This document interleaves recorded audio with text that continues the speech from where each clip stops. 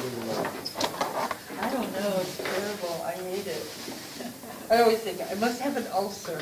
No, it must be corona. Something, what do I got? Well, good morning, everyone. Good morning.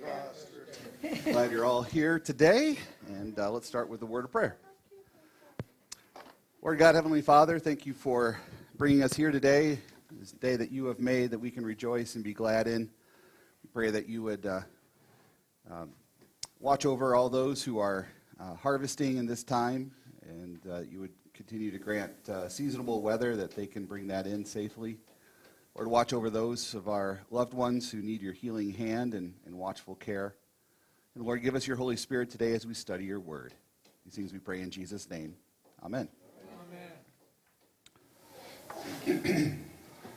All right. Well, thanks for your indulgence last week as I was ill and feeling better now. I still got a little frog in my throat, but certainly not where I was last week. Oh, man. It was not a good spot, but we're doing good. We are in chapter 16 of 2 Samuel. At least you didn't croak. At least I didn't croak. Got a frog in my throat, but I didn't croak. Poet and don't know it. So David is on the run at this point, or he's leaving Jerusalem. Absalom has won the hearts of the various tribes and the leaders, and is now entering into Jerusalem. And David says, we should go. We're going to flee now, and we'll sort this out later on. And so David is on his way out as Absalom is entering in. And David is coming up the Mount of Olives and leading out from there. And as they pass just beyond the summit, Ziba, the servant of Mephibosheth, met him with a couple of donkeys and 200 loaves of bread and 100 bunches of raisins and summer fruits and wine. And David says, "What are these for?" And Ziba says, "Well, for the king's household to ride on and for the young men to eat, and the wine for those who faint in the wilderness, because there's nothing to drink." And yeah. And the king said, "And where is your master's son?" Meaning Mephibosheth. Where's Mephibosheth? You remember the sort of just a backlog here. Mephibosheth is Saul's son. David wanted to honor his commitment to Saul that he would take care of his family, and Mephibosheth was the last one. And what had happened to Mephibosheth when he was young? He had been dropped, and so he was lame in the feet. He couldn't walk. And so David said, "You know what? You can come to my house. I'll take care of you all your days." Made Ziba his Mephibosheth's servant to make sure that everything was taken care of, and Ziba's household grew all the food and everything to take care of him in particular. And so David says, well, where is Mephibosheth? And Ziba says, "Behold, he's in Jerusalem, for he said, 'Today the house of Israel will give me back the kingdom of my father.'" The king said to Ziba, "Behold, all that belonged to Mephibosheth is now yours." And Ziba said, "I pay homage. Let me ever find favor in your sight, my lord and the king." So Ziba gives word that Mephibosheth has apparently betrayed David along with everybody else. But we don't really have any proof of that, or that doesn't seem like that would make sense. And so that Ziba somehow lies and now gains all the extra property and things that had belonged to Mephibosheth, which was really Saul's inheritance and things like that. So Ziba uses to take advantage of the situation, it seems like, and David, everybody's betraying David, so did he just sort of say, "Well, there's another one"? Who knows? But and they're so Ziba apparently taking advantage of this, but just doesn't make a whole lot of sense that Mephibosheth would do that, and I don't know. So when King David came to Barim, there came out a man of the family of the house of Saul, whose name was Shimei, son of Gerah. And he, as he came, he cursed continually. And he threw stones at David and all the servants of King David, and all the people and all the mighty men were on his right hand and on his left. And Shimei said as he cursed, get out, you man of blood, you worthless man. The Lord has avenged on you all the blood of the house of Saul, in whose place you have reigned. And the Lord has given the kingdom into the hand of your son Absalom. See, your evil is on you, for you are a man of blood. He does not sound very happy. And just sort of like he's totally lost his mind. It just sort of just totally enraged because, here he is throwing rocks at David and all his bodyguards and things like that. I don't know if it's like the reporter who threw his shoe at Bush or something like that. It's just sort of this. He's just overcome with the cursing and things. Like he was living a little dangerously there. It seems like a pretty risky thing to do. Start, Yes. Throwing stones. I don't think it says what his lineage is or anything, does it? I don't think it does. It says he's of the house of, out of a family of the house of Saul, Oh, okay. the son of Gerah. So Gerah, one of Saul's sons. Yeah, verse 8.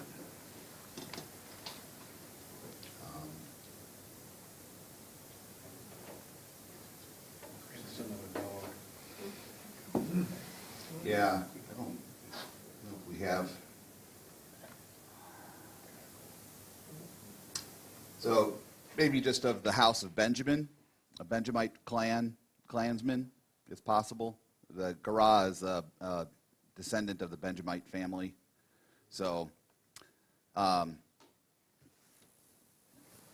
you break down the tribes, you've got the tribe, and then you've got the clans, and then the households, and then the families, sort of dividing things up like that. So it could be a connected relative to Saul in some way, not necessarily there's a family loyalty here, though, that he's taking out on David in his shouting. So Abishai, the son of Zerah, said to the king, why should this dead dog curse my lord and king? Let me go over and take off his head. But the king said, what have I to do with you, you sons of Zeruiah? If he is cursing because the Lord has said to him, curse David, who then shall say, why have you done so? But David said to Abishai and to all his servants, behold, my own son seeks my life. How much more now may this Benjaminite? Leave him alone, let him curse, for the Lord has told him to. So he's sort of like, look, if the Lord told him to curse me, then let him curse me. And if he's not supposed to curse me, the Lord's going to take care of it. Again, this is kind of David's old mentality. When he wouldn't go up against Saul and things like that, or people would curse him, he was just sort of like, look, if the Lord told him to do this, then he should do it. And if he's not supposed to do it, then the Lord will take care of it. I don't need to take vengeance into my own hands.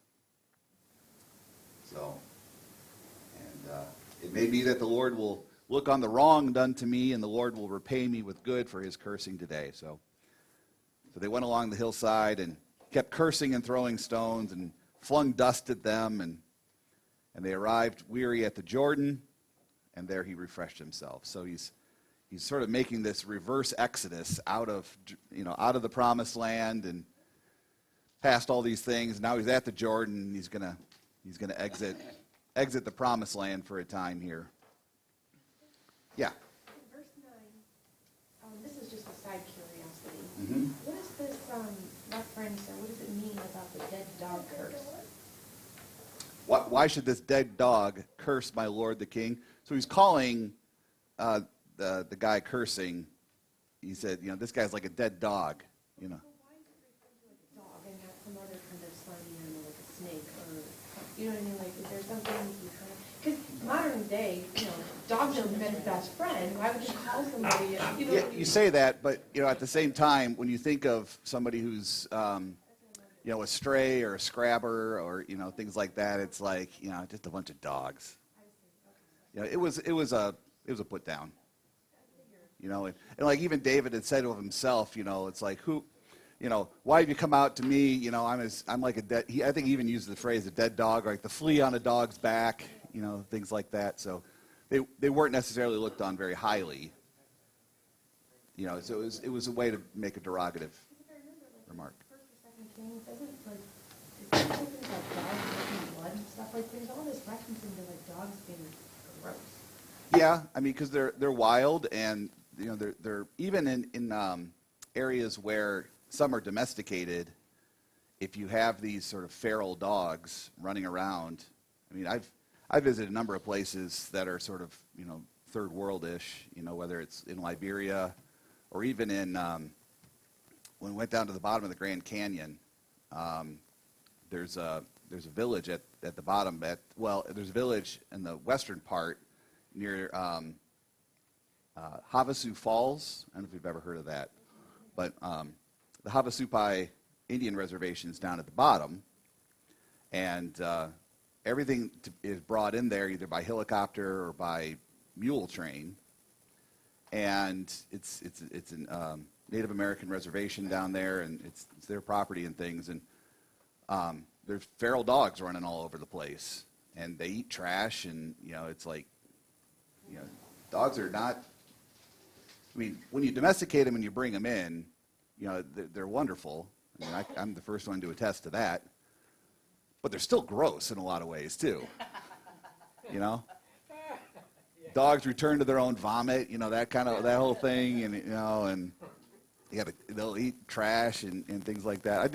I kind of get a kick out of everybody who's like, it's like, oh, I'm gonna hand cook and all this stuff for that my dog gets quail eggs and everything like that. Your dog would just be as content to eat. We'll get into your trash and eat your trash. And if it disagrees with them, they'll throw it up and get on with life.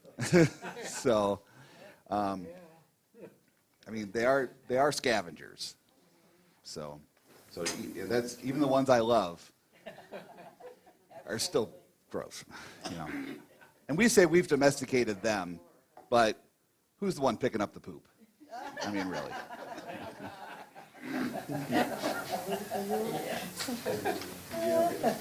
Well, only if it's in the house. I can pick it up out in the yard too. Well, yeah. But if you let your dog run free to go to your neighbor's yard, and you let your neighbor go. Our neighbors. Well, that's true. All right. So David's at the Jordan, and there he's refreshing himself by the water. So they're a little bit of a safe place, and they're far enough away now, and sort of now we got to sort out the situation. Now Absalom, back into Jerusalem, came to Jerusalem with Ahithophel with him, and when Hushai the Archite, David's friend, came to Absalom, Hushai said to Absalom, "Long live the king! Long live the king!" And and Absalom said, "Is your loyalty to your friend? Why did you not go with him?" And Hushai said to Absalom, "No, for whom the Lord and this people and all the men of Israel have chosen, his I will be, and with him I will remain." And again, whom should I serve? Should it not be his son? As I served your father, so I'll serve you. Now, remember that Hushai is a spy.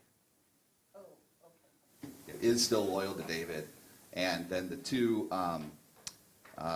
priest sons are there too, and they're going to be bringing messages back and forth and things like that. So this is part of it. Then Absalom said to Ahithophel, "Well, what should we do?" And Ahithophel said to Absalom, "Go into your father's concubines, whom he has left to keep the house, and all Israel will hear that you have made yourself a stench to your father, and the hands of all who are with you will be strengthened." So they pitched a tent for Absalom on the roof, and Absalom went in to his father's concubines in the sight of all Israel. Now in those days, the counsel of Ahithophel gave was as if one consulted the word of God. So was all the counsel of Ahithophel esteemed both by David and by Absalom. All right, so I'll start with that phrase first. Meaning, everybody took Ahithophel's counsel as gospel. Not that it was God's counsel for him to do this, but everything that Ahithophel said, everybody just took at face value and said, all right, we'll do that. They just, yep, that's what we'll do. Everybody just took him at his word and said, yes, we're going to do that. Anything Ahithophel wanted, that's what they did. Whether it was David or now Absalom, Ahithophel just sort of said, this is what you should do, and they did it. Not that it was God saying, do this, but it was as if it were the word of God. So, they took his word as gospel. It's like, oh, okay, if he says it, then that's what it's going to be. Not that it's a good idea. On David's side? No, don't sound like it, does it? Not Ahithophel. No, not Ahithophel. This was part of what the curse was of Bathsheba, too. So this is also, this is the curse on David's household coming to pass. That there would be blood in his family, and I think it was even as specific as your enemies taking your wives and concubines and things like that. So let's go to that section of it. This was just plain and simple an exercise of power. I'm in charge now. I have the king's harem, and I'm going to prove that they're mine is I'm going to have sex with them all. And he does it up on the top with the tent and things. Not that they're doing it out in the open air, but that he's doing it up on the tent, in the tent on the rooftop in the sight of all Israel. Meaning, we know what he's doing in there. That whole kind of thing. It's using this sexual show of force against the king, and so the people who are following Absalom are going to say he's really taking charge. As he's violating these women. I mean, this is. In the sight of all Israel, because he's right on the house. He's up on that. Yeah. Good things don't happen on rooftops. Upper rooms, it's not so bad. Good things happen in upper rooms, the guest houses. But up on the roof, bad things happen. Don't take your baths up there. Don't go walking around there in the middle of the day. You never know what you're going to see. So this is happening in Jerusalem, Yep. and where is David? David's out east to the Jordan River now. Yep. I mean, this is, to use another dog analogy, I mean, this is the equivalent of, the alpha dog going around and humping everybody. Oh, yeah. Oh, gosh.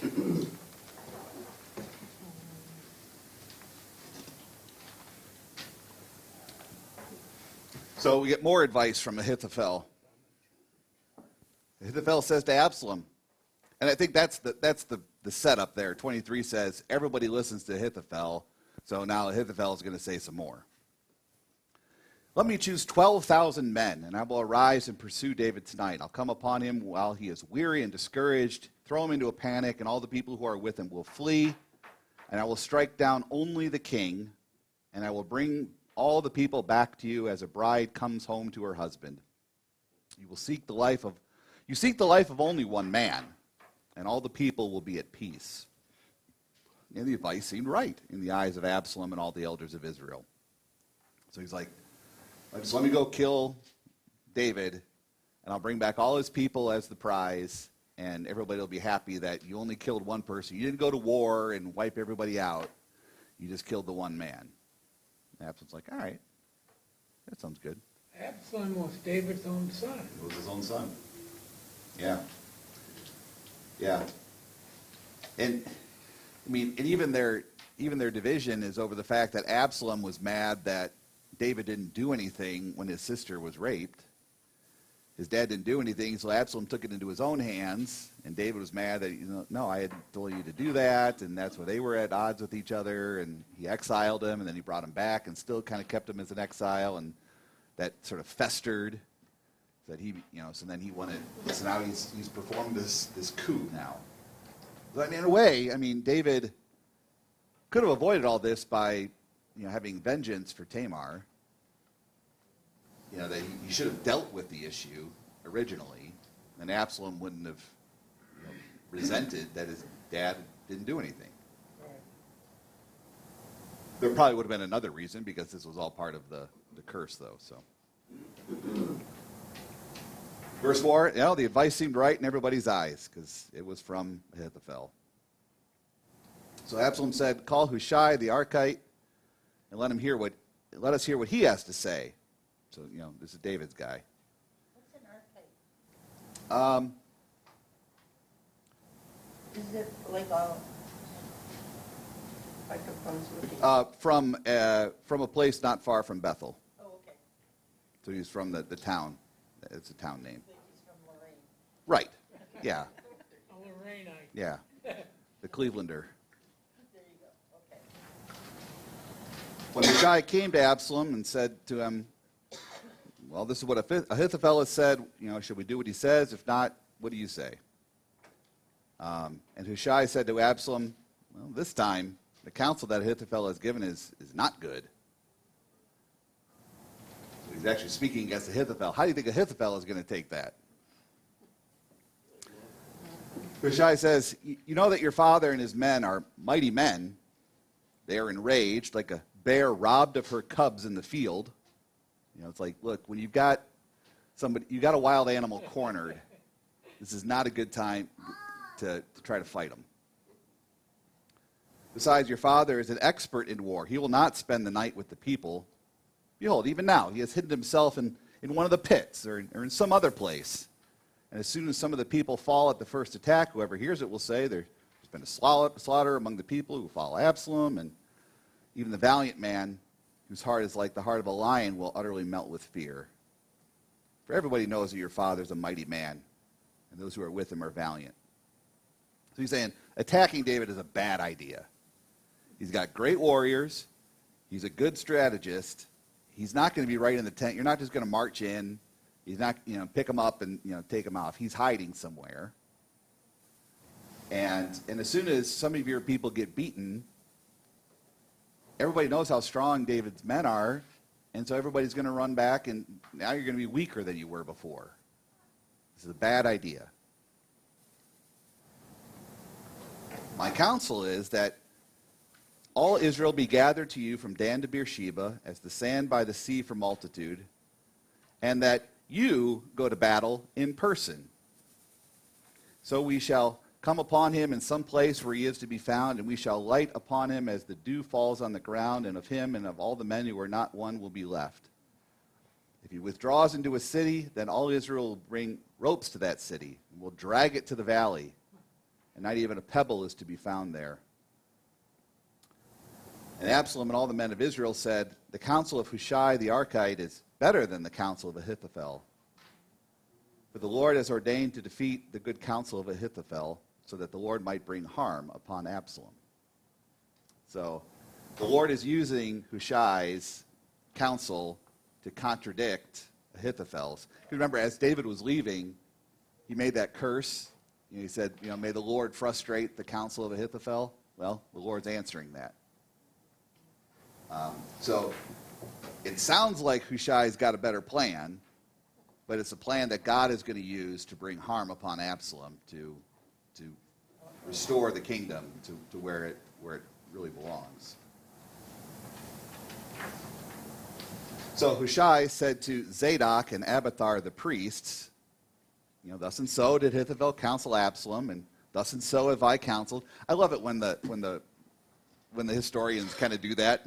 He said thus and so, and I said this and that, and they actually don't recount the whole thing finally. So many times they actually do say the whole thing over again, but this time it's like, thus and so, and this and that. "Now therefore send quickly, tell David, do not stay tonight at the fords of the wilderness, but by all means pass over." So cross the Jordan River, because that's going to be a natural defensive point. We're not talking bridges. You've got to cross this at a point that it's shallow enough that you can get across, which typically means a wider point, because you've got the same volume of water going through a wider point. It's going to be more shallow, and it's going to be calmer. If you get it to a narrow point, yeah, you got a shorter distance to go, but then all that water is in that same spot. It's moving faster, and it's deeper. So they'll have to spread out then. So, and there were places everybody knew, like, oh, you got to cross there, you got to cross here, you can't cross there. So you were still able to defend certain points of crossing over. So don't stay, pass over so you don't get swallowed up. Now, Jonathan and Amaz were waiting at En Rogal location. Now, this isn't Jonathan. He's dead, remember. This is one of the men in David's army now. A female servant was to go and tell them, and they were to go and tell King David, for they were not to be seen entering the city. But a young man saw them and told Absalom. This is all spy v. spy kind of stuff. You know, it's like, all right, you know, you got the counselor to the king now tells the sons of the priest, and the sons of the priest go and tell this woman, you know, like this woman's the servant who's going to go carry the message. I mean, she's pretty courageous and loyal. So, you know, she takes it to the two generals, Jonathan and Amaz. But they were caught. They were spotted. And so both of them went away quickly and came to the house of a man at Barim, who had a well in his courtyard. And they went down in it. You know, it's like, oh, we're caught, so we got to hide. So hide down in the well. And the woman took and spread a covering over the well's mouth and scattered grain on it, and nothing was known of it. She made it look like it was just a, you know, storage area or something, yeah. They came and they said, "Where's Amaz and Jonathan?" And the woman said, "They've gone over the brook of water. They're across the creek." And they couldn't find them. They returned to Jerusalem, so they lost them. And they came out of the well and they told David. They said to David, "Go quickly over the water." Thus and so Ahithophel counseled. David rose and they went with them. They crossed the Jordan, and not one was left who had not crossed the Jordan. So they got away. When Ahithophel saw that his counsel was not followed, he saddled his donkey and went off to his own city. Well, isn't that just saddling your own donkey? That sounds like a pretty good phrase, right? Well, that'll saddle your donkey. He set his house in order and hanged himself. Jeez. He died and was buried in the tomb of his father. Oh, my God. What made him do that? Pride is a fickle thing. You know, as soon as he saw that, well, if you're not going to listen to me, you know, I'm worthless, or, you know, whatever it is. You know, it's like, oh, everything was everything bound up for him, and that, you know, everybody listens to me, and as soon as somebody didn't listen to him, his whole world had come crashing down. I mean, that seems ridiculous. And it was ridiculous. You know, the Lord was foiling his counsel for sure. But, you know, to repent and to not be going after David, I guess. But it could also be that, you know, if he saw that his counsel wasn't followed, did he think, you know, that, oh, David's going to be back and then I'm the first one he's going to kill? I mean, maybe, but he seemed to be a smarter strategist than that, than to think, oh, there's no other choice. But, you know, his whole thing was everybody listens to me, and when somebody didn't listen to him, it's like, that's it. But the other guy's counsel was followed, not Ahithophel's. Right, Ahithophel saw that his counsel was not followed. No, but Hushai's. yeah. Yeah, right. So Ahithophel was angry that they didn't listen to him. Right. And so because they didn't listen to him, he felt like, oh, I'm worthless now. Yeah, what do I have to live for? Nobody's listening to me anymore. So then he left. And It was more of that than fear of what's going to happen when David gets a hold of him. he was more destroyed by not being listened to than being brought up on charges or anything like that. That was a bigger threat. It was a bigger threat to him not to be listened to. Andy, how arrogant do you have to? But when the men went to David, they said that this is his plan. Oh, I have to look at the name. Right, Ahithophel.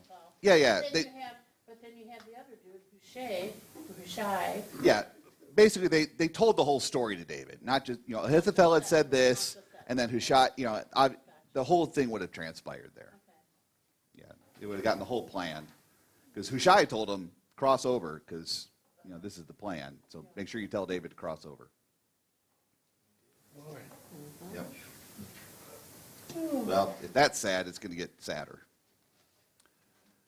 So David came to Mahanaim, and Absalom crossed the Jordan with all the men of Israel. So he followed Hushai's plan. He got everybody from all the tribes, and now they're crossing over the Jordan, chasing David. Absalom had set a guy named Amasa over the army instead of Joab. Amasa was the son of a man named Ithra the Ishmaelite, who had married Abigail, the son of Nashah, the sister of Zariah, Joab's mother. Did we really? You can map that out if you want. Yeah. The trick is, though, Amasa is the son of an Ishmaelite who had married an Israelite. So, he's sort of a Gentile. If he's an Ishmaelite, he's a Gentile. They're good. Because it was Isaac and Ishmael. They're good people. Oh, yeah, not at this point. But yes, we're all Gentiles, so most of us are. You could be Jewish. I don't know, but anyway. So when David came to Mahanaim, Shobai the son of Nashah and Rabbah the Amorites and all these guys brought beds and basins and earthen vessels and wheat and barley. They had all the stores for them. And David and the people ate, and they said the people are hungry and weary, so they got fed. So you kind of got the battle getting set up here. David mustered the men who were with him and set them in commanders over thousands and of hundreds. And David sent out the army, 1/3 under the command of Joab, 1/3 under the command of Abishai, the son of Zeruiah, Joab's brother, and 1/3 under the command of Ittai the Gittite. And the king said to the men, I myself will go out with you. The men said, you shall not go out. For if we flee, they won't care about us. If half of us die, they won't care about us. You are worth 10,000 of us. Therefore, it's better that you send us help from the city. So he wants to be the bold, general going out there ahead. And they're like, look, they're only after you. So you hang back with the reserves. If we need help, you send out the help. That's how you can help us. Just be the reserve general here, and it's okay. He's older too now. It's interesting. Hushai does say he's still a mighty man, but it doesn't maybe seem like it. In other words, he might slow them down. I think that's part of it. Yeah. Let me ask this question. Has David proven himself in battle anywhere before this? He himself in battle? Because he was a shepherd, and he killed Goliath. Yeah, he killed Goliath, and then then they describe him as he was given charge of the army then. Going out, he was valiant in battle, and Right. he was a good strategist, but also a good fighter. Okay. Yep. It just seems to me that I don't see him himself as being in a battle. Oh no, he definitely He always was. sends somebody else out. No. When he was up until he becomes king, he's a warrior. Okay. Yeah, up until he becomes king, he's a warrior. Saul killed his 1,000, David his tens of thousands. Yeah. He's the commander of his armies, but they were fighting also. Okay. Yeah, he was definitely a valiant. He had a reputation. Even Hushai's comment is, that David's men are valiant, and he's a good fighter too. Okay. So yeah, he's a warrior. You don't necessarily think of him like that. Think, I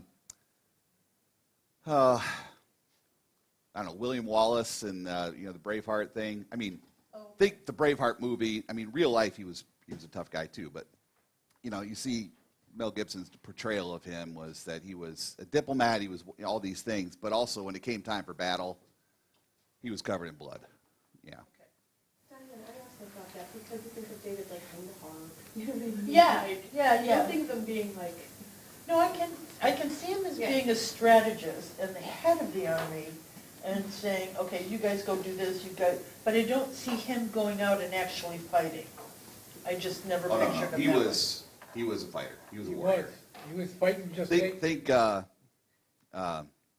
Maximus from Gladiator. Oh, yeah, yeah. You know, I mean, he knew the strategy, but also he knew it because he could do it. It's back in chapter 27, so just for reference. What does it say? And David and his men went up and made raids against the Geshurites, the Girzites, and the Amalekites, Oh, yeah. the inhabitants. Yeah, that's what he was, when he went in with the Philistines, and he sort of pledged his loyalty to the Philistine king of that one city, and he was like, I'm going to go out and make all these raids against the Israelite towns, and he actually raided all the other towns and killed everybody who was there, and they came back and said, yep, oh, well, look at all the stuff I got from the Israelite cities, and, and things like that. Yeah, so no, David was and so when that guy came out that Benjaminite came out and was throwing stones and dust and said, get out of here, you man of blood. Oh, okay. I mean, David was, and that's part of the reason why God tells David, you're not going to build my temple, because you're a warrior king. I mean, you've got, you're covered in blood because of the wars that you've fought. And that's not who I'm going to have build my temple. Yeah. Yeah, David was a special forces kind of guy who'd, kill you with his thumb. I think he was a pretty serious warrior. Yeah, for sure. I know it's weird to think of, you think of David, the harp and all this kind of stuff too, but maybe that's the quintessential sort of warrior poet idea that we should have of, somebody like, Mel Gibson's Braveheart, William Wallace is, that he spoke French and could, swing a guy with a mace, that kind of a thing. All right, so they divide their army into 3 parts. They leave a reserve with David also, this is good strategy. You've got the 1, 2, and 3, and then you can do a pincer movement. You can come around them. You can surround them then. I mean, this is good strategy. Yeah. And so the king said, fine, whatever seems best, if that's what you want me to do, that's what I'll do. And the army marched out by hundreds and by thousands. And the king ordered Joab and Abishai and Ittai, the 3 generals, deal gently for my sake with the young man Absalom. Did they know that was his son? Oh, yeah. Oh, yeah. And all the people heard when the king gave orders to all the commanders about Absalom. So the order is, don't kill Absalom. Don't kill Absalom. So here you still have David's compassion and the soft side for his family that says, I know Absalom wants me dead, because that's, that was the original plan of we're gonna go out and get the one man, which is kind of there's a messianicness of that too. That one man should die for the people. It's more expedient that one should die than the whole nation go into battle. And Like Christ died on the cross. Yeah. exactly, that's exactly it. Yeah, That's what the priest said, too. it is. Yeah, yeah, Better that one man should die. yeah. He was high priest that year, and I think it's interesting. Yeah, it's got. And he said, it was sort of like not. Nothing at all. Not know, yeah, he said, you don't know anything at all. It's better that, but I think the remark is even made by Luke. It says, but he didn't really know what he was saying. As a prophet, as high priest, he prophesied this, not really realizing that what he was saying was exactly true in a theological way, not just in a rebellion kind of way. It's kind of interesting. Anyway, all right, so back to, so don't kill Absalom. So the army went out, and the battle was fought in the forest of Ephraim, and the men of Israel were defeated there by the servants of David. And the loss there was great on that day, 20,000 men. The battle spread over the face of all the country, and the forest devoured more people that day than the sword. A lot of hungry animals waiting. I wonder, yeah. forest devoured. Just kidding. So the note there says maybe rough terrain, disrupted tactics, works against Absalom's troops. Yeah, just things about fighting in the forest cause more hazards it would have been, it's easier to fight in an open field. That's where they would always go to fight in open fields. But David's men were these guerrilla warfare, smash and dash kind of commando style stuff. And so the fact that they had the forest to deal with instead of the open plain, caused them greater losses even. In World War II in the Hurricane Forest, that was. Yeah. Yeah, whenever you see the battles that take place in forests, I think of the beginning scenes of Gladiator again. They get the Germanic tribes come out and, they're fighting in the forest that day. But the Romans had cleared the big area where they were going to have the main battle because that's what they needed. They needed the open space and for their tents and everything like that. Then you see Band of Brothers. There's a good scene where they're in there's a whole big battle in the forest. Battle of the Bulge was big chunks of that were in forests. You get in the big open plains, and what do you got to do? You got to dig trenches because you need cover. Yeah. All right. So here's the sad end to it. And Absalom happened to meet the servants of David. So they're running through the forest here and things, and some of David's army come upon Absalom. Absalom was riding on his mule, and the mule went under the thick branches of a great oak, and his head caught fast in the oak, and he was suspended between heaven and earth. And while the mule that was under on him went on. So, remember, what did Absalom do once a year? Yeah. Can I comment on this? He cut his hair, right? So he's got this luscious mane, and what happens? He gets his hair gets tangled in the tree. Go ahead, Joe. What are you going to say? Just like a couple of days ago, I was giving a Bible trivia to my mother-in-law in China, and she reads the Bible like crazy. I said, "So how did Absalom die?" To Esther, and she's like, "Well, his hair got caught in the branches." But the Bible doesn't say his hair got caught in the branches. Right. So that actually shows that she knows more than my question entailed. Okay. So she connected it to the hair previously too. Yeah, that's it. Yeah, that's good. All right, so he got caught in there, but the mule kept going. So he's tangled up in this tree then. And a certain man saw it and told Joab, "Behold, I saw Absalom hanging in an oak." And Joab said to the man who told him, "You saw him? Why then did you not strike him there to the ground? I would have been glad to give you 10 pieces of silver and a belt." But the man said to Joab, "Even if I felt in my hand the weight of 1,000 pieces of silver, I would not reach out my hand against the king's son, for in hearing the king command you and Abishai and Ittai, for my sake, protect the young man Absalom. On the other hand, if I had dealt treacherously against his life, and nothing is hidden from the king, then you yourself would have stood aloof." He's like, everybody heard the orders.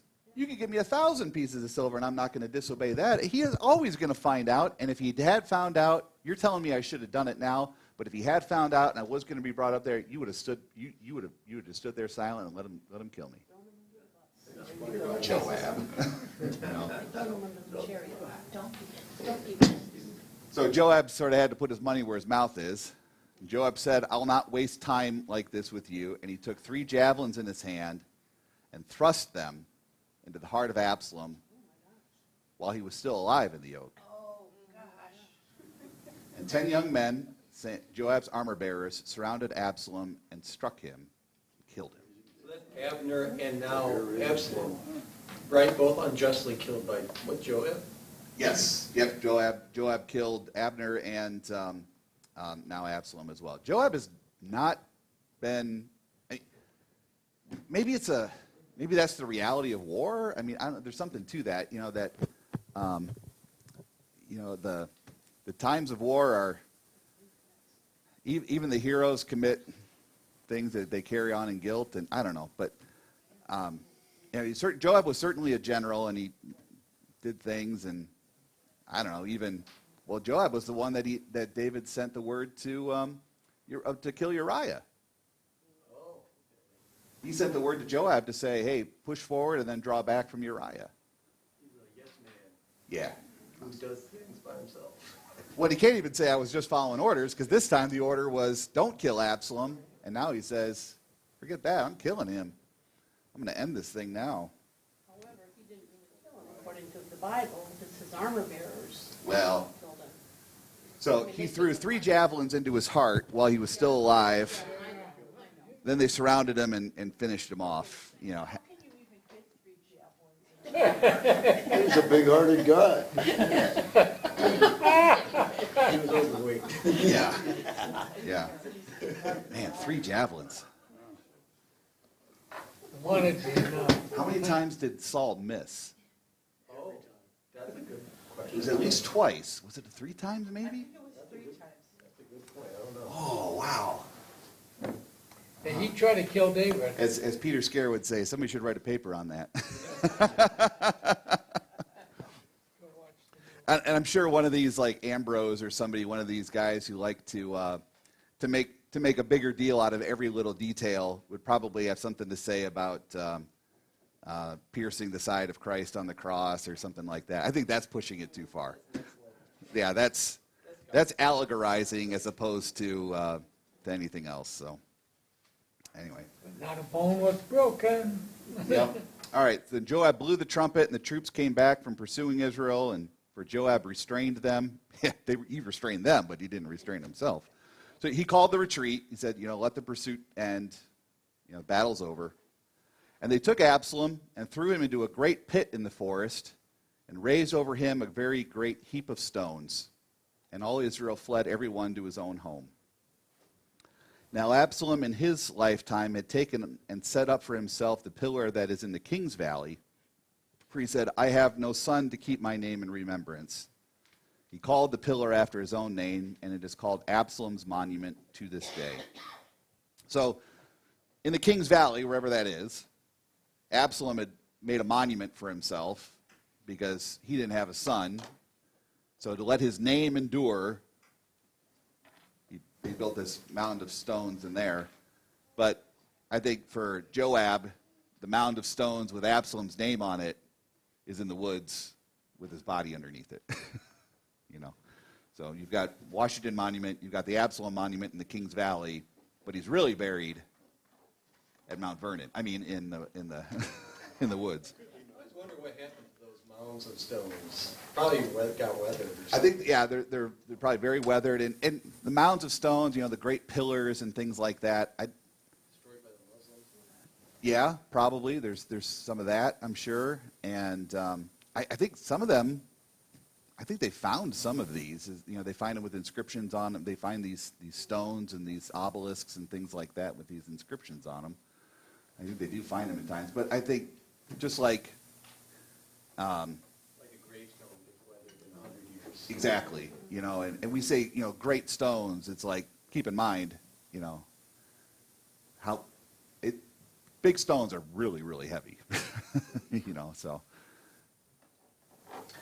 it may not have been as big as maybe we think. We think Washington Monument, but you might want to think even smaller than like gravestones out here.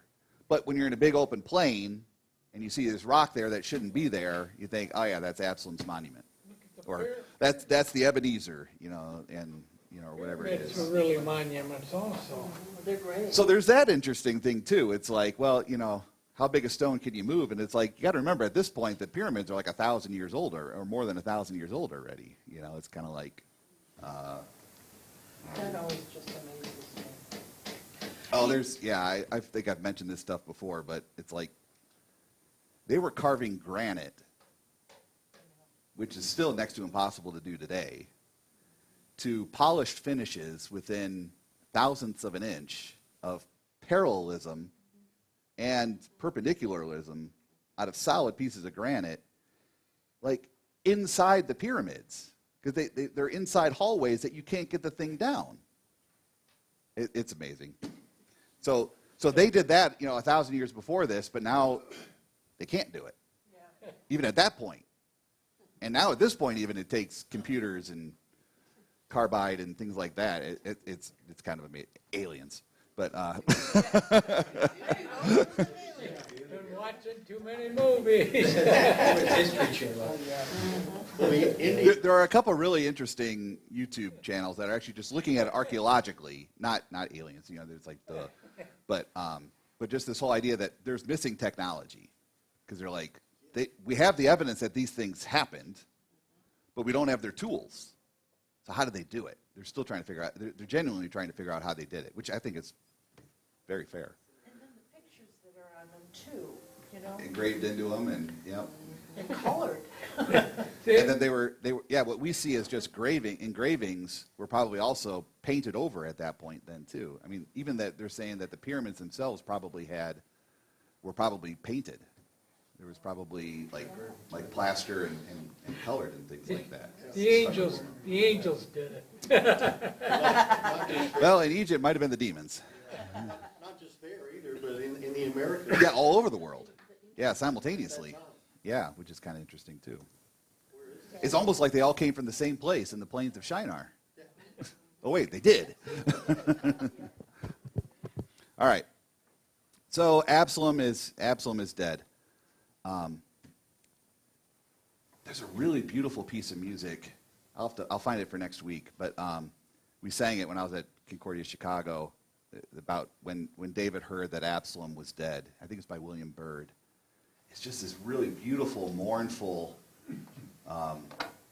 piece that just really captures David's lament over Absalom. Oh, it's really a beautiful piece.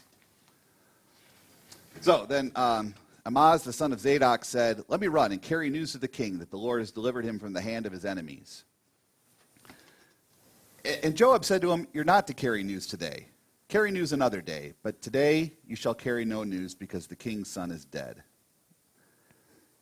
It's just an interesting thing, because I don't know if Joab is trying to protect this guy or what, because the few times that people have brought news to David about somebody who died who wasn't supposed to be killed, or bragged about killing somebody they didn't really kill, but David's sad that they were killed, like Saul and Jonathan and all these guys and things, David tends to kill the messenger.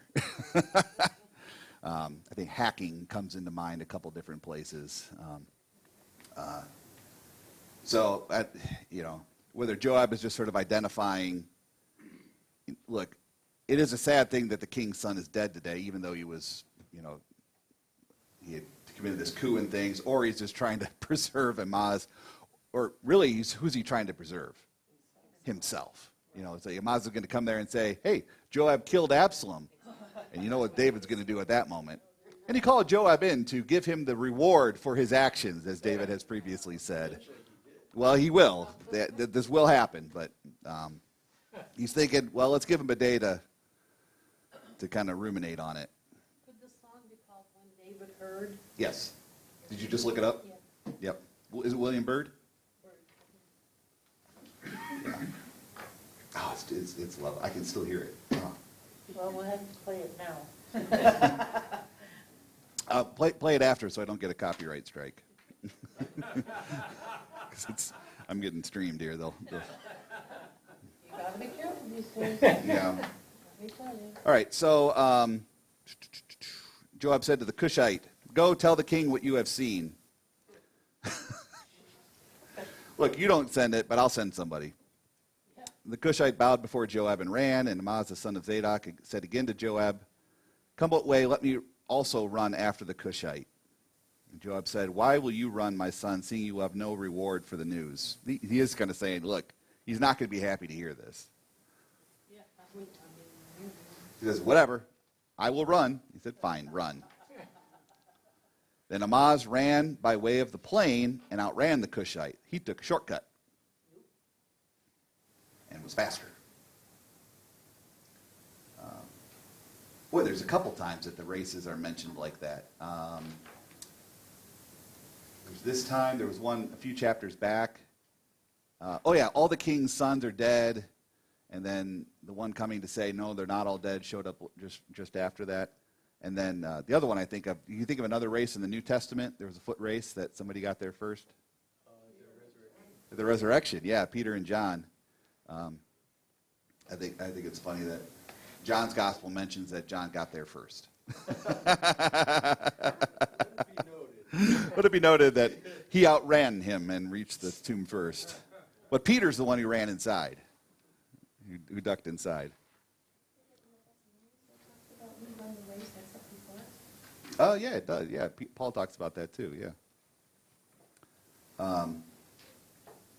All right, David was sitting between the gates, and the watchman went up to the roof of the gate by the wall, and he lifted up his eyes and saw a man running alone. The watchman called out, told the king, and he says, if he is alone, there is news in the mouth. It's like the whole army isn't running back. You know, it's just one guy coming back, so he's going to tell us what happened. Then the watchman saw another man running. See, another man runs alone. He also brings news. I think the running of the first is like the running of Amaz, the son of Zadok. I don't know. It's like I can tell who's running there. Is he running? Is he doing the Johnny Depp run? You know, yeah, I can tell a guy who runs like that. The king said, he is a good man and comes with good news. And Amaz called out to the king, all is well. And he bowed before the king with his face to the earth and said, blessed be the Lord your God who has delivered up the men who raised their hand against my lord and king. So that's the good news. And the king said, is it well with the young man Absalom? Amaz answered, when Joab sent the king's servant, your servant, I saw a great commotion. I did not know what it was. And the king said, turn aside, stand here. So he turned aside and stood still. See, Amaz is kind of smart here. I don't know. He did know. I didn't do it. But he did know.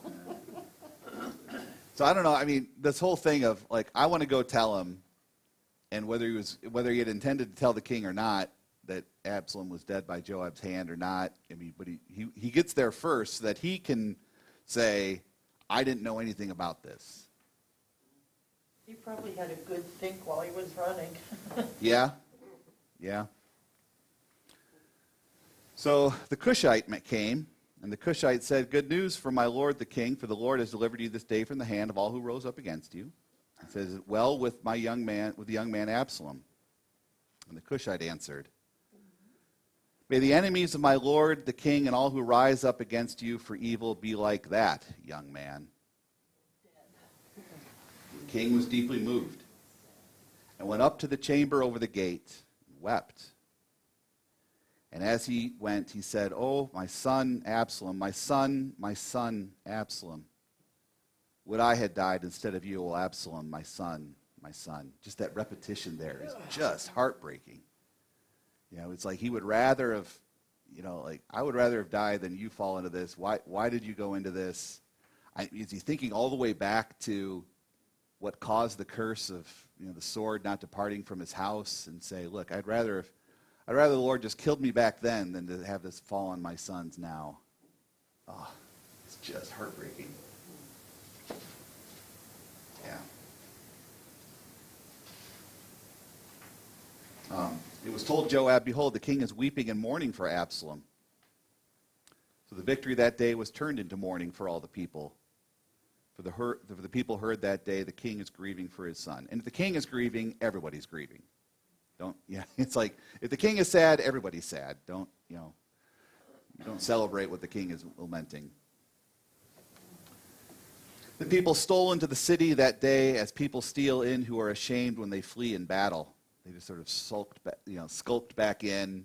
No trumpet blasts, no party, no spoils of war. It's like they sort of realized the terribleness of this civil war at that moment. And that's kind of profound too, that as the king took stock of the reality of it, that it was sad. That even though, yes, it's good that the enemies were defeated, there's still, especially in a civil war, there's no victory. I kind of wonder what David would have done to Absalom when they brought him back. Probably just exiled him, or kept him in the city, isolated again, like he had previously. I don't think he would have killed him. You don't think? No, not based on this. Because it's his son. It is his son. I would be afraid that he would still come back, with another Oh, army. you think? Yeah. I mean, he's done it before. Would he do it again? I don't know. Yeah, I don't know. It's a good question. No matter what We'll never sin, know the answer. no matter what sin the son committed against his father, the father still forgave. It's almost like a prodigal son kind of thing where, And the father forgave him yeah, It's true. in his way. yeah, Sounds familiar. yeah, it sure does. Yeah. So the king covered his face, and the king cried with a loud voice, my son, Absalom, my son, my son. He's still sort of just, this shock of grief, you can hear him sort of muttering to himself in that grief. Ugh. Joab came into the house to the king and said, you have today covered with shame the faces of all your servants, who have this day saved your life and the lives of your sons and your daughters and the lives of your wives and your concubines, because you love those who hate you and hate those who love you. Joab is not happy. And he's pretty bold. I mean, this is audacity. That word gets thrown around as sort of humorously today and things like that. This is audacity. To stand up in front of the king and say, to tell him whether he should grieve or not. We'll get back to verse 6 in a minute, because you love those who hate you and hate those who love you. There's some theology in that. But you have made it clear today that commanders and servants are nothing to you, for today I know that if Absalom were alive and all of us were dead today, then you would be pleased. Really? You'd be glad if he were alive, even if we all died. Now therefore arise, go out and speak kindly to your servants, for I will swear by the Lord, if you do not go, not a man will stay with you this night. And this will be worse for you than the evil that has come upon you from your youth until now. The king arose and took his seat in the gate, and the people were all told, behold, the king is sitting at the gate. And the people came before the king. I mean, Joab is saying, look, if you don't tell your people that they're appreciated or something, then it's a threat, basically, to say, I'm going to turn them all against you. Pretty bold thing. He's going to regret that. But this idea of you love those who hate you and hate those who love you, you see in the Psalms, David lamenting the same thing. That why, O Lord, do the wicked flourish and the righteous suffer? He sort of laments that reality in the world, that it does seem like the Lord brings suffering for us and success for the others. But at the same time, that's the theology of the cross that says, I will bring my son to suffering, and as you are united with him and you suffer in the things of this world, as they hated him, they'll hate you. But in the end, we'll have an eternity of peace that none of this will even be worth remembering. This will be less than a memory in the grand scheme of things. So I think there's some profoundness there in that. Yeah, I think David does sort of act like that, and our sinful natures struggle with that. It's like, look, Lord, if you're on our side, shouldn't everything go right for us and bad for evil people? And no, I mean, Jesus prepares us to say, look, if they're doing this to the tree while it's green, me while I'm here, what do you think they're going to do after I die and rise again to you? As Christ suffered, are we above Christ that he should suffer and we wouldn't? No, we participate in his sufferings. We who bear his name endure it as well, not because God hates us, but because that is truly the love of God, is that he endures us through it. In this world you will have tribulation, but take heart, I have overcome the world. That has become like my favorite verse. I want that one on my headstone. I have overcome the world. So remember that. Whenever you're overwhelmed by the things of this world, when it looks like, God hates us and loves our enemies, I have overcome the world. big heart. And that's important. Well, I have a question, Sure. since you brought up the Psalms. I don't know, somebody should do a paper on this. Do any of these experiences that David goes through, are they reflected in the Psalms? Absolutely. Like after he lost his son, is there a psalm that correlates with that? Yep. Psalm 63. Okay. I just looked it up because I remembered it. No, that's not right. My soul thirsts for you. Gained madness before Abimelech, I think. That's before that.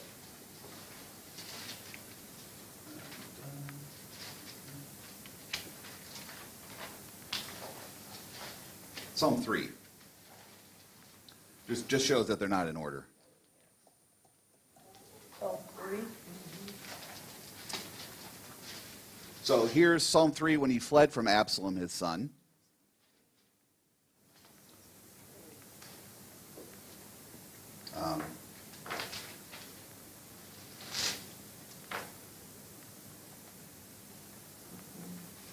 Concerning the words of Cush, the Benjamite. Oh, yeah.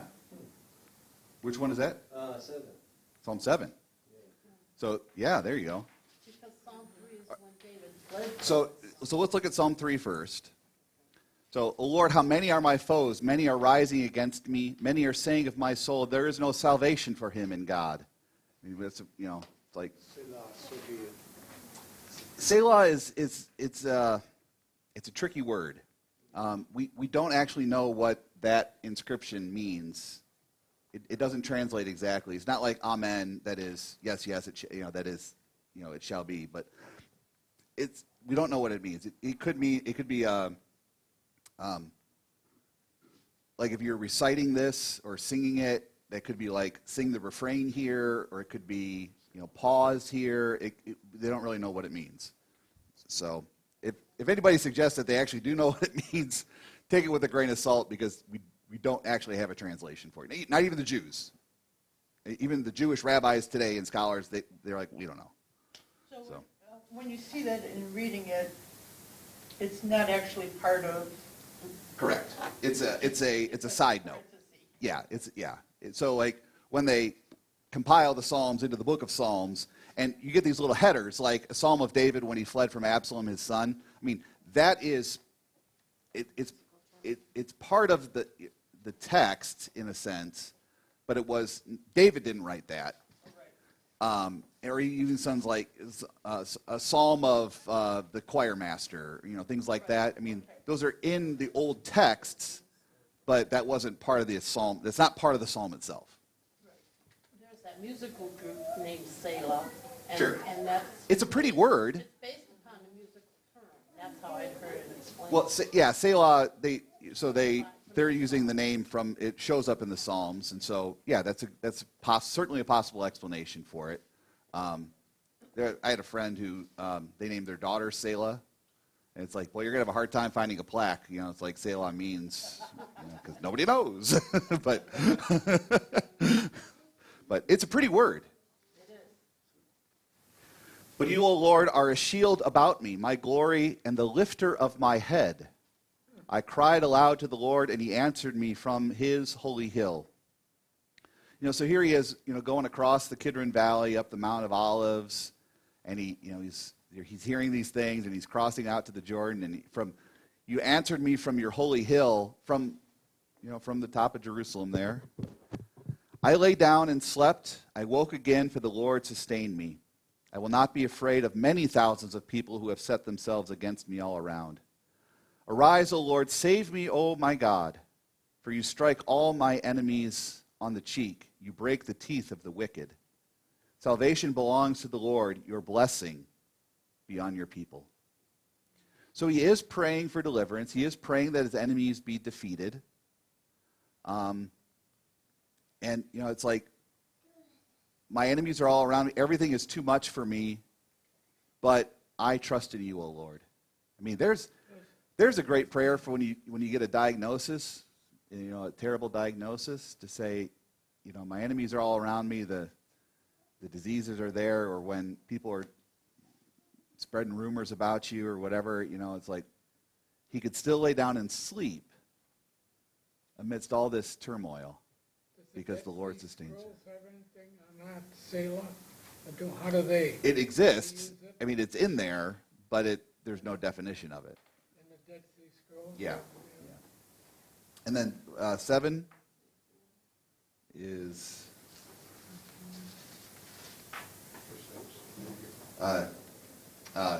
Shiggaion of David, which he sang to the Lord concerning the words of Cush, a Benjaminite. So Maybe this was during Saul, so maybe it wasn't the Cushite that we were talking about. I think I got it wrong. yeah, he's not the Cushite, but was this the one that he was this the one that came out throwing stones at him? The Benjaminite? Was it? No, his name wasn't Cush. He was Shimei. Yeah, I don't know. Maybe we should keep going. that's all right. That's a big rabbit hole. Yeah. Yeah. So, but the short answer is yes. I mean, we do have these. There are some that say, written by David when he fled from Saul. That's in there. Psalm 51, for sure.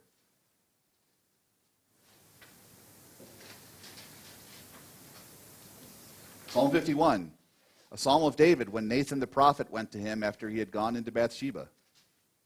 I mean, he wrote this after he repented. And we know Psalm 51. Christine, this is where he's. Create in me a clean heart, O God, and renew a right spirit within me. Cast me not away from your presence, and take not your Holy Spirit. It's the offertory.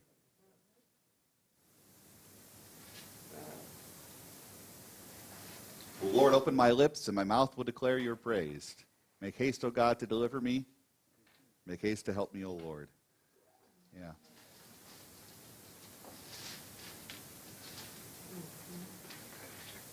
Yeah, here's one.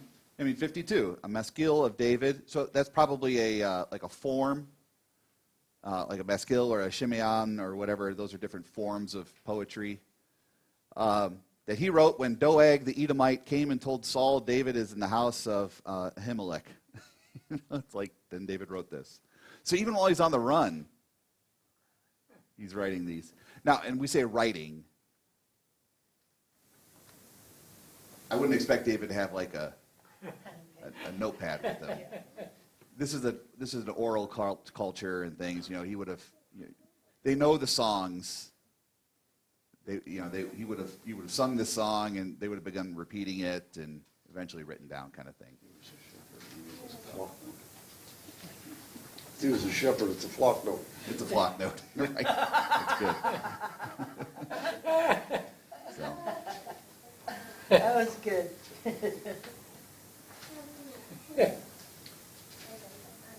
All right. Back to 2 Samuel. So the king sits at the gate, and all the people come before the king. Now, Israel, that means all the other tribes, had fled every man to his own home. And all the people are arguing throughout all the tribes of Israel, saying, the king delivered us from the hand of our enemies and saved us from the hand of the Philistines, and now he has fled out of the land of Absalom. But Absalom, who we anointed over us, is dead in battle. Now, therefore, why do you say nothing about bringing the king back? It's like, Good question. why, Absalom's dead, so the king is back to being the king, so why isn't the king back here? And then what's going to happen to us? So King David sent this message to Zadok and Abiathar the priests, say to the elders of Judah, why should you be the last to bring the king back to his house when the word of all Israel has come to the king? He's kind of scolding Judah, the tribe of Judah there. It's like, hey, Israel knows that I'm the king again. Why aren't you coming to celebrate that, huh? What's up? You are my brothers, you're my flesh and bone. Why then should you be the last to bring back the king? And say to Amasa, are you not my bone and flesh? God do so to me and more also, if you are not commander of my army now in the place of Joab. So Joab's fired. Joab's fired, and Amasa is now the general. And he swayed the heart of all the men of Judah as one man, so they sent word to the king, return, both you and all your servants. So the king came back to the Jordan, and Judah came to Gilgal to meet the king and bring the king over the Jordan. So they got a new, so he encouraged the Jews from Judah, I'm back, so come and meet me. And they did.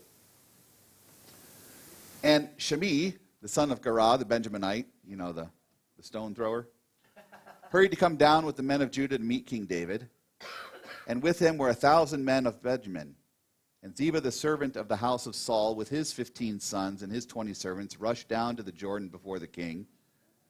And they crossed the ford to bring over the king's household and to do his pleasure. And Shimei, the son of Gera, fell down before the king as he was about to cross the Jordan, and said to the king, let not my lord hold me guilty, or remember how your servant did wrong on the day my lord the king left Jerusalem. Do not let the king take it to heart. For your servant knows that I have sinned. Therefore, behold, I have come this day, first of the house of Joseph, to come down to meet my lord and the king. Abishai, the son of Zeruiah, answered, shall not Shimei be put to death for this, because he cursed the Lord's anointed? David said, what do I have to do with you, sons of Zeruiah, that you should be this day as an adversary to me? Shall anyone be put to death in Israel this day? I don't want to know that I am. Do I not know that I am this day king over Israel? And he said to Shimei, you shall not die. And the king gave him his oath. Now that's a pretty beautiful thing. So he comes out, he curses the king, and David says, don't cut off his head now. We'll deal with it. The Lord will deal with it as he sees fit. And now he comes back, and, it's not just that he sees that he's on the losing side. I mean, he really acknowledges, I sinned against you by saying those things. This is repentance. So David figured he was repentant. Yeah, so he pardoned him. He gave him an oath that I'm not going to kill you. And he's even saying, look, I'm not going to go around and kill all the Israelites, everybody who went up against me. I already know that I'm the king. I don't need to kill people to prove it. I think later he killed him, though. And I've always wondered about that. Turned it over to Solomon, the case over to Solomon to handle him at a later date. Okay. Yeah, it's one of those things that That's right. once the king dies, it's like all the pardons that the previous king are going to be revisited.